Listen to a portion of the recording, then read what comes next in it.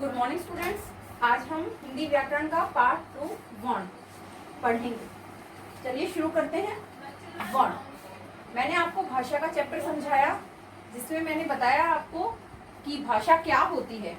भाषा मानव के मुख से निकली हुई वह ध्वनि, ठीक है। ध्वनि मैंने जो शब्द यूज किया वो यहाँ पर भी आया है। अभी आपको वर्ण का जो चैप्टर है समझने में बड़ी आसानी होगी कि वर्ण क्या होते हैं। तो भाषा की सबसे लघुतम ध्वनि, यानी वह भाषा की सबसे लघुतम मतलब सबसे छोटी शुरुआत की सबसे छोटी इकाई या छोटी ध्वनि जिसके टुकड़े न किए जा सके, वर्ण कहलाते हैं। समझ में आया आपको? भाषा को सीखने का सबसे जो भाषा का जो निर्माण होता है वो ध्वनि से होता है, जो हमारे मानव मुख से निकलती है सबसे पहले, जो वर्णों के रूप में जो लिखित रूप में आती है और हम उसको पढ़कर समझ सकते हैं। जैसे क, ख, ग, घ, जितने भी हमारे वर्ण हैं सभी जो है ध्वनि कहलाते हैं। ठीक है, तो ये हो गया हमारा वर्ण। अब करते हैं हम वर्णमाला। वर्णमाला क्या कहलाती है? वैसे तो वर्णमाला का मतलब होता है वर्णों की माला, यानी वर्णों का समूह जिसमें बहुत सारे वर्ण एक साथ दिए हुए हैं। लेकिन यहाँ पर जो परिभाषा है देखते हैं कि वर्णों का व्यवस्थित समूह, मतलब कि जो वर्णों का समूह है वो व्यवस्थित क्रम अनुसार होना चाहिए कि पहले स्वर है, फिर व्यंजन है, ठीक है, फिर उसके बाद अंतस्थ व्यंजन है, फिर आपके ऊष्म व्यंजन है, फिर आपके संयुक्त व्यंजन है। तो जहां पर जिस वर्ण का स्थान निर्धारित किया गया है वहां पर वह वर्ण होना चाहिए, तभी वह जो व्यवस्थित समूह जो है वर्णमाला कहलाती है। ठीक है, तो हमारी हिंदी वर्णमाला में कुल वर्ण कितने होते हैं? 52 होते हैं। अब ये भी मैं आपको आगे चलकर पूरी आपको वर्णमाला बना के दिखाऊंगी, जिसमें मैं आपको स्वर व्यंजन सब अलग करके बताऊंगी। अब आप वर्णों के बारे में कुछ एक चीजें आपको जाननी जरूरी है कि जो वर्ण होते हैं, मैंने पहले भी कहा सबसे छोटी इकाई होती है, सबसे छोटी ध्वनि होती है। इनका अपने आप में कोई अर्थ नहीं निकलता, ये अपने आप में निरर्थक ही होते हैं। इन वर्णों को जब हम आपस में जोड़ते हैं तब इनसे शब्द बनते हैं, और शब्द बनने के बाद जो है ये सार्थक शब्द हो जाते हैं। तो वर्ण जो होते हैं इनका कोई अर्थ नहीं होता। ठीक है, चलिए अब आगे जो है हमारा वो है उच्चारण के आधार पर वर्णों के भेद। यहाँ पर हम देखेंगे कि जो वर्णों मानव मुख से निकलने वाली ध्वनियां होती हैं उनका कहीं ना कहीं बोलते हुए उनका जो कोई ना कोई बोलते हुए हमारा कोई ना कोई मुंह का जो अंदर का भाग है वो टच करता है कहीं ना कहीं पर। हमारी जो जीवा है बोलते हुए कहीं ना कहीं मुंह के अंदर टच करती है। जैसे मुंह के अंदर अलग अलग पार्ट होते हैं, तालव्य, मृदा, दंत, ओष्ठ, कंठ, अलग अलग भाग से जो है इन वर्णों का उच्चारण होता है। तो जो स्वर और व्यंजन आपके जो दो भेद होते हैं, स्वर इसके वर्णों के जो भेद होते हैं स्वर और व्यंजन। अब ये व्यंजन यहाँ पर मैंने साफ लिखा है उच्चारण के आधार पर, मतलब कहाँ से ये बोले जाते हैं उसके आधार पर हमने इनके भेद किए हैं। 2 तरह के भेद होते हैं, एक होता है स्वर, दूसरा होता है व्यंजन। इस पार्ट में, इस वीडियो के पार्ट में मैं केवल आपको स्वर करवाऊंगी, यही समझाऊंगी, क्योंकि बहुत बड़ा टॉपिक है ये। तो इसको 2 पार्ट में ही, बल्कि 3 बन जाएंगे, 3 पार्टों में हम इसको करेंगे थोड़ा थोड़ा करके। तो पहले हम स्वर को ले लेते हैं। स्वर क्या होते हैं? ये देखिए कि जिन वर्णों का उच्चारण बिना किसी अन्य वर्ण की सहायता से किया जाता है, यानी जो स्वर होते हैं। अब हिंदी वर्णमाला में कितने वर्ण होते हैं? 52 होते हैं। तो उनमें से स्वर उनको कहा जाता है कि जिन वर्णों का उच्चारण, यानी जब हम उनको उच्चरित करते हैं, बोलते समय मौखिक रूप से बिना किसी अन्य वर्ण की सहायता से बोले जाएं, उसके लिए हमें कोई किसी दूसरे वर्ण की सहायता न लेनी पड़े, तो वो जो वर्ण है आपके वो स्वर कहलाते हैं। इनकी संख्या 11 होती है। ये स्वतंत्र ध्वनियां होती हैं। स्वतंत्र क्यों लिखा मैंने यहाँ पर? इसीलिए क्योंकि इनको किसी अन्य वर्ण की सहायता नहीं चाहिए, ये अपने आप में स्वतंत्र होते हैं। ठीक है, इन्हीं वर्णों की मात्राएं भी जो है व्यंजनों के साथ लगती हैं। तो मात्राएं जो है मैं आपको आगे कराऊंगी। अभी आपके लिए इतना ही जानना है कि स्वर, आपको ये समझना है कि स्वर होते क्या हैं, ठीक है। अब कौन कौन से जो है स्वर होते हैं हिंदी वर्णमाला में, वो मैंने यहाँ लिखे हैं। अ, आ, छोटी ई, बड़ी ई, उ, बड़ा उ, री, ए, ऐ, ओ, औ। ये हमारे जो है 11 स्वर मैंने यहाँ लिखा है, इनकी संख्या 11 होती है, तो आप गिन लीजिए 11 है। 1 2 3 4 5 6 7 8 9 10 11।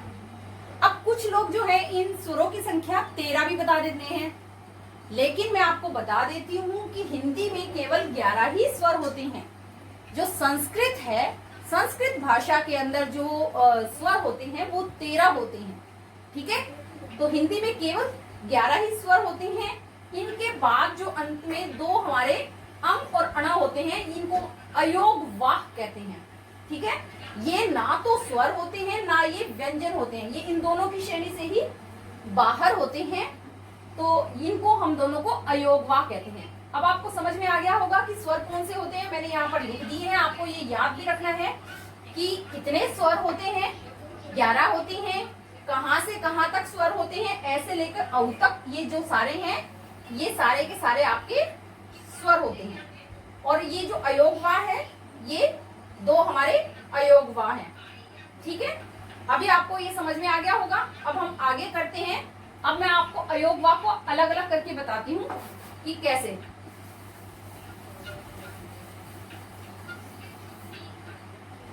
चलिए अब हम करते हैं अयोग वाह।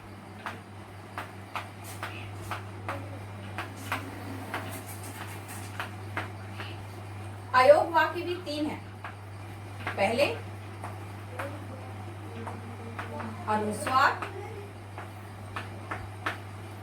जो दूसरा पार्ट है हमारा वो होता है अनुनासिक,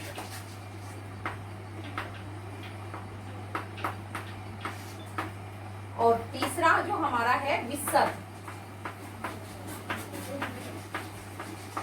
अब ये आपको मैं बता देती हूँ, विसर्ग जो है इसका प्रयोग संस्कृत में किया जाता है, हिंदी में इसका प्रयोग न के बराबर हो गया है, बिल्कुल समाप्त हो गया है मोस्टली। मतलब अब विसर्ग का प्रयोग नहीं किया जाता। इसका जो चिन्ह होता है वो ऐसे होता है, ठीक है। अब हम करते हैं अनुस्वार। अनुस्वार का मतलब क्या होता है? अनुस्वार का मतलब होता है, और पहली चीज ध्यान रखने वाली है कि ये ना तो आपके स्वर हैं और ना ही आपके ये व्यंजन है। ना तो आप इसको स्वर कह सकते हैं और न ही व्यंजन, ठीक है। ये दोनों की कैटेगरी से बाहर है, दोनों ही नहीं है ये। तो अनुस्वार करते हैं। अनुस्वार का मतलब होता है कि जिन वर्णों का उच्चारण नाक के द्वारा होता है, या जिन ध्वनियों का उच्चारण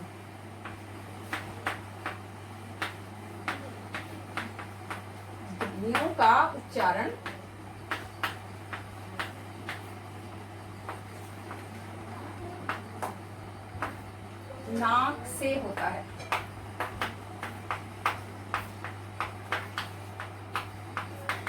वो जो है आपके अनुस्वार कहलाते हैं। इसका जो चिन्ह क्या होता है अनुस्वार का?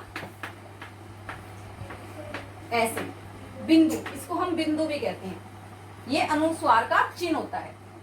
अब यहाँ पर अनुस्वार के बारे में एक चीज समझने की है, वो क्या कि अनुस्वार जो होता है प्रत्येक वर्ग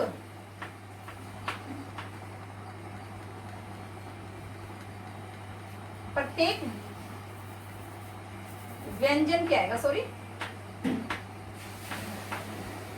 व्यंजन के प्रत्येक वर्ग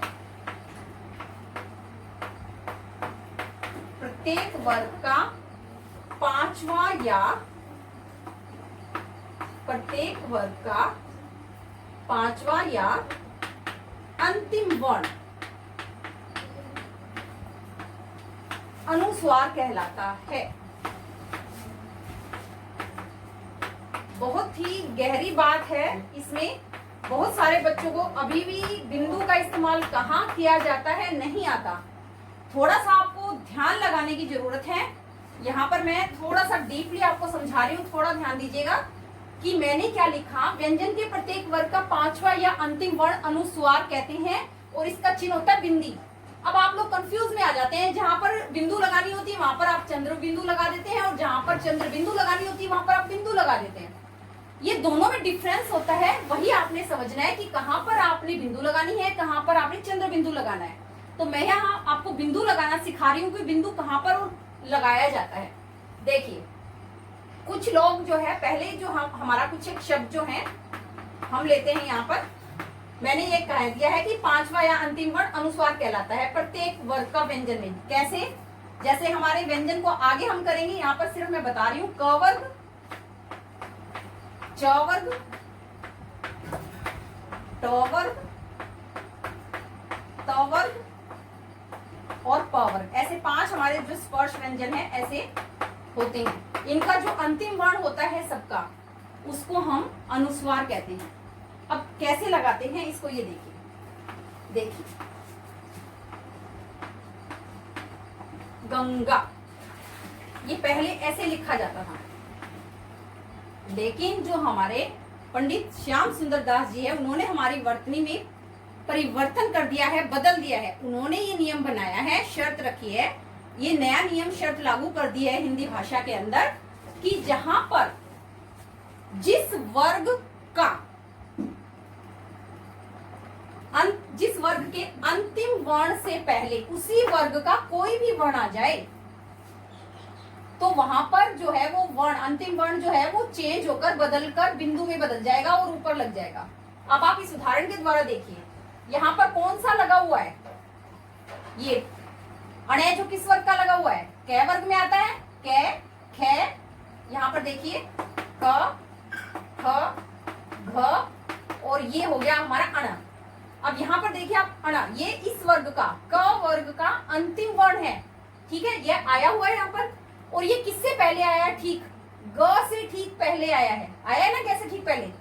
तो हमने क्या नियम बना दिया कि जिस वर्ग का अंतिम वर्ण से पहले अगर उसी वर्ग का ठीक है वर्ण आ जाए तो वहां पर हम इसको हटा देंगे, उसको हम हटाकर क्या कर देंगे, ऊपर बिंदु लगाकर ऐसे, ये बन गया आपका गंगा। ऐसे बिंदु लगाई जाती है, ऐसी जगह पर बिंदु। एक और एग्जांपल देखिए, जैसे चंचल, ये पहले लिखा जाता था, ठीक है, आजकल ये रोंग है। कुछ लोग अब भी पुराने हिसाब से चल रहे हैं, लेकिन वर्तनी में चेंज हुआ है तो हमें भी चेंज होना चाहिए। अब यहाँ पर देखिए ये अणे कौन सी लाइन में आता है, च वर्ग में। तो जो च वर्ग का अंतिम वर्ण है ये, और इसके ठीक बाद क्या आ गया, उसी वर्ग का वर्ण आ गया ना, तो हम यहाँ पर इस अण को चेंज कर देंगे बिंदु में। तो इसका जो करेक्ट जो वर्तनी होगी वो होगी ये बिंदु लग गई, इसी को हम अनुस्वार कहते हैं।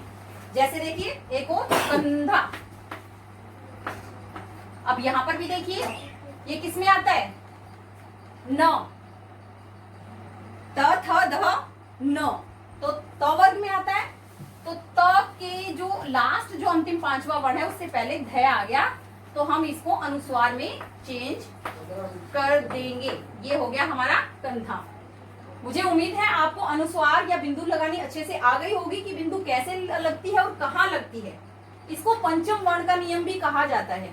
बहुत कम बच्चों को ये आता है, लेकिन पंचम वर्ण का जो नियम है आपके लिए बहुत जरूरी है सीखना, आपको आना चाहिए। इससे आपकी जो बिंदी और चंद्र बिंदु जो लगाने की मिस्टेक्स, जो गलतियां होती हैं, वो सुधर जाएंगी। चलिए अब आगे शुरू करते हैं।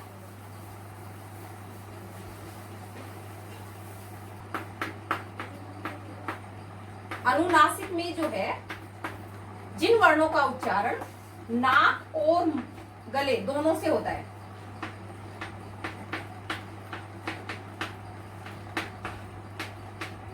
जिन वर्णों का उच्चारण इसमें केवल नाक से हो रहा था, नाक व गले दोनों से होता है।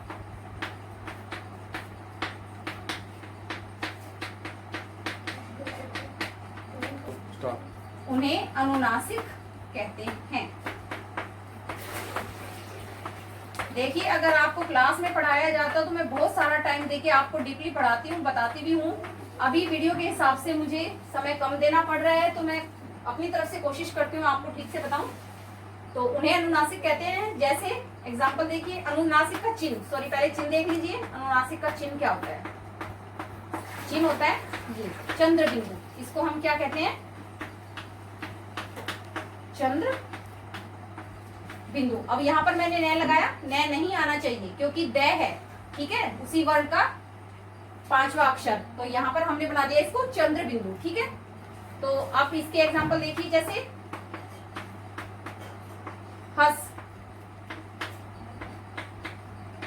चांद, गांव, बहुत सारे ऐसे एग्जांपल है जहां पर चंद्र बिंदु आता है। मोस्टली हम ये कहते यही हैं, यही नियम बताता है कि अनुनासिक का जो प्रयोग है हमेशा स्वरों के साथ किया जाता है। अब यहाँ पर सभी के साथ स्वर लगे हैं, स्वर की मात्रा लगी है, तो चंद्र बिंदु आया है। लेकिन जो है इसको कई लोग कहते हैं ये ऊष्म होता है, ऊष्म व्यंजन होता है। लेकिन कईयों को पूरी व्याकरण का ज्ञान नहीं होता, जिसके कारण वो कह देते हैं है जो है हमारा अर्ध स्वर में भी आता है, इसीलिए इसके ऊपर चंद्र बिंदु होती है, ठीक है। तो अब नेक्स्ट मैंने विसर्ग आपको बता दिया था। विसर्ग में कुछ नहीं है। विसर्ग का प्रयोग जो है संस्कृत में किया जाता है तत्सम शब्दों के साथ। मोस्टली संस्कृत में इसका प्रयोग किया जाता है।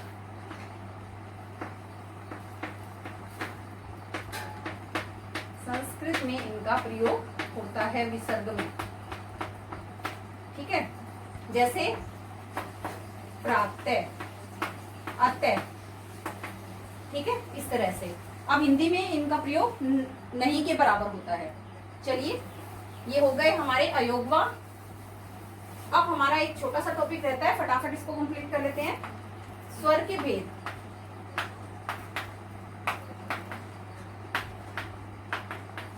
स्वर के 3 भेद होते हैं, ऋश्व स्वर, दीर्घ स्वर और तीसरा होता है प्लुत स्वर, ठीक है। ऋश्व, इसको हर्ष्व नहीं बोलते, कई लोग इसका उच्चारण भी गलत करते हैं। इसके पैर में रे होता है, ये हमने रे लगाया, इसके अंदर रे होता है, इसीलिए इसको बोलते हैं ऋश्व स्वर।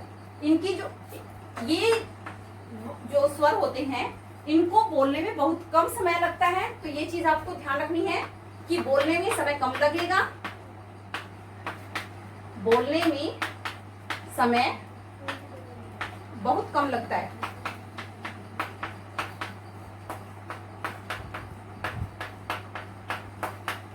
बहुत कम लगता है। इन्हें मूल स्वर भी कहते हैं। मूल स्वर कहते हैं। इनकी जो संख्या होती है वो 4 होती है। संख्या कितनी होती है? 4। कौन कौन से होते हैं ऋश्व स्वर? छोटा अ, छोटी ई, छोटा उ और री।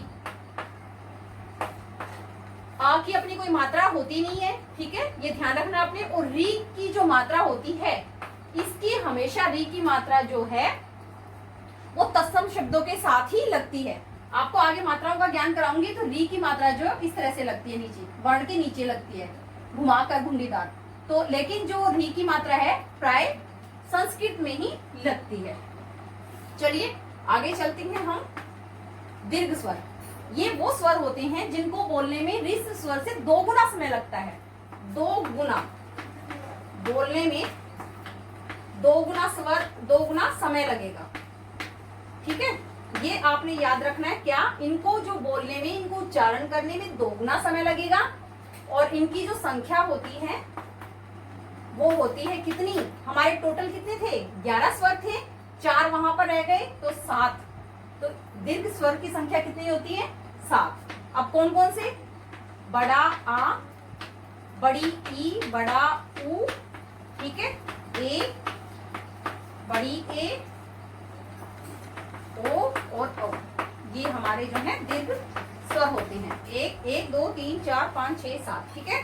तो ये हमारे दीर्घ स्वर होते हैं। इनको ऋश्व स्वर से बोलने में दुगना समय लगता है। चलिए अब चलते हैं प्लुत स्वर।